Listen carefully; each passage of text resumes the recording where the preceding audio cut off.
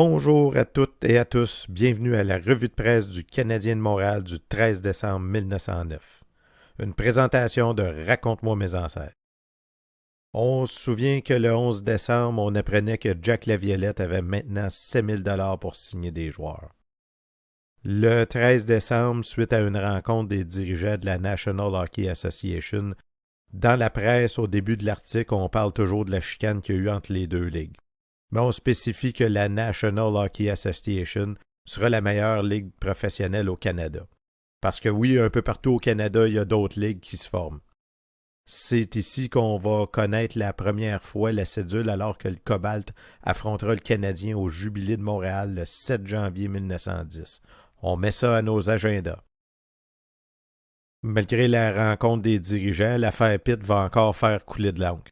On peut constater l'importance de la crosse. Là, je veux juste spécifier qu'on parle du sport, là. Le National, pour le convaincre, va lui offrir 800 $ pour jouer à la crosse cet été. Faut savoir que la plupart des clubs de hockey professionnels ont aussi une équipe de la crosse durant l'été. Autre article intéressant dans la presse, on nous mentionne que l'équipe d'Edmonton annonce qu'il pourrait participer au tournoi de la Coupe Stanley en janvier. Les parties pour la Coupe Stanley à l'époque, c'était un petit tournoi organisé par les équipes championnes qui envoyaient des challenges un peu à travers le Canada. Cette année, les Ottawa, champions en titre, vont inviter le Galt, les Shamrocks de Winnipeg et Edmonton. De son côté, la patrie, elle, affirme avec conviction que Pitt jouera pour le National.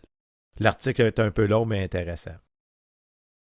Dans l'action sociale, on apprend que vu que les Wanderers ont signé Poulain, mais que le Canadien n'a pas complété son club, eh bien, telle la règle qu'ils avaient établie, soit qu'il n'y a aucune équipe qui doit signer des Canadiens français avec le Canadien ait signé tout son club, alors on devrait céder ce dernier aux Canadiens. De leur côté, l'action sociale affirme que Pitt va jouer avec le Canadien. Donc finalement, Didier Pitt avec le National ou le Canadien, c'est ce qu'on saura dans les prochains jours. On se revoit dans une prochaine vidéo pour la revue de presse du 14 décembre.